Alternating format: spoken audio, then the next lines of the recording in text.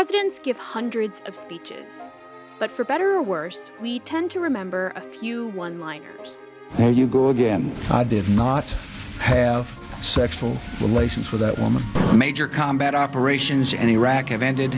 You know, if I had a son, he'd look like Trayvon. For President George H.W. Bush, it's read my lips. No new taxes. And the thing about that line is it's about so much more than taxes. It's about the battle for the soul of the Republican Party, a battle that Bush lost, and a battle whose repercussions we're still living with. George Bush, tonight accepting the nomination for President of the United States, portraying himself during the course of the speech as the guy next door, with your values of hard work, family, sensitive about greed, sensitive about the homeless, sensitive about the need to do better for women economically, but tough on crime, for guns, against taxes, for the environment. He was presiding over a split party. George Bush represented one wing of the party, which was this sort of Northeast, patrician, some call it country club Republican Party.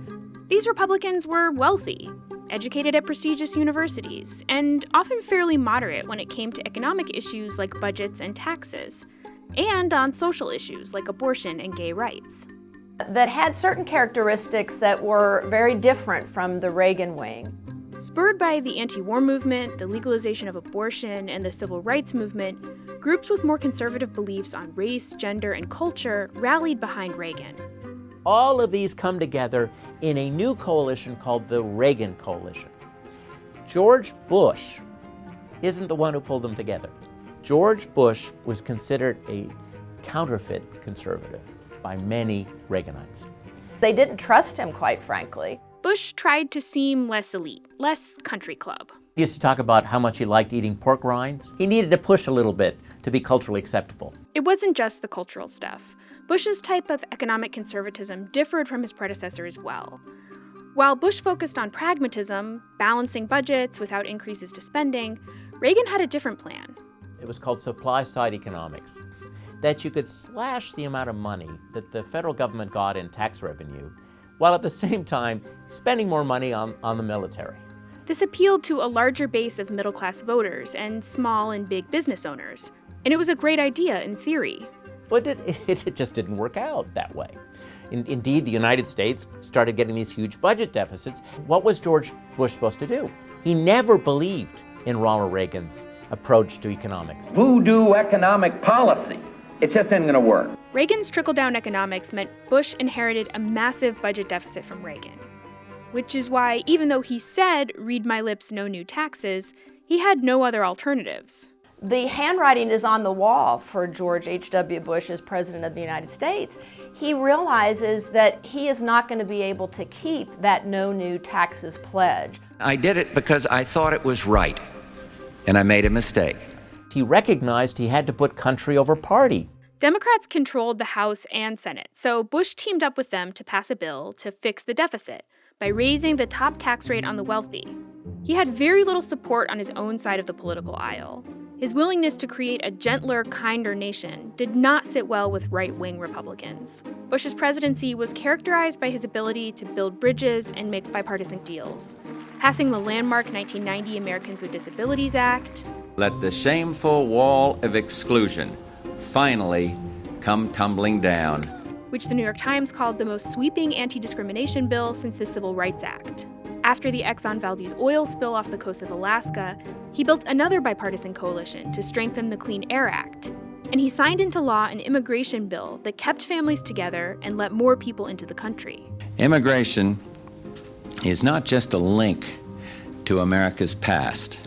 It's also a bridge to America's future. Abroad, he earned the trust of Soviet Premier Mikhail Gorbachev and got him to accept a unified Germany.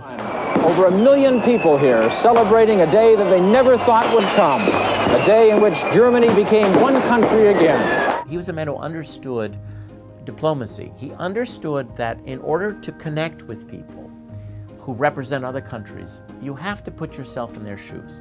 But his successes abroad didn't quell cultural and economic discontent stateside. From NBC News, Decision 92, Election Night. These politicians who put themselves out, work so hard, and then are crushed effectively. The people have spoken, and we respect the majesty of the democratic system. The new president of the United States, his wife Hillary, their daughter Chelsea. Bush's loss led Reaganites to abandon a moderate bipartisan approach to politics, and the Republican Party has moved further to the right ever since.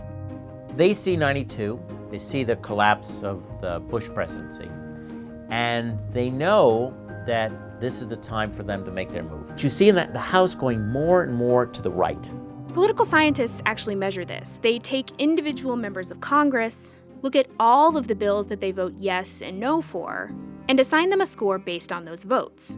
They get one score for their votes on economic stuff, and another for their votes on social issues. Do this for every member, and you get a kind of ideological map of Congress. And that map has been changing since before Bush lost the presidency. If you look at the average ideology scores for both parties over time, Republicans in the House have been getting more conservative, more quickly, than their Democratic peers have shifted left. It's true for presidents, too. From Eisenhower to George W. Bush, the ideology scores for Republicans get increasingly conservative, while Democrats' scores stay roughly consistent over time. I think George H.W. Bush becomes an inflection point for not only the presidency, the generational movements, the last World War II, greatest generation president, but also they may be the last Republicans of that country club, Northeast Republicanism. In an interview with journalist Mark Updegrove, Bush confirmed that he voted for Hillary Clinton in 2016. His party had become so unrecognizable in his lifetime. The former president voted for the wife of the man who had beat him 24 years earlier.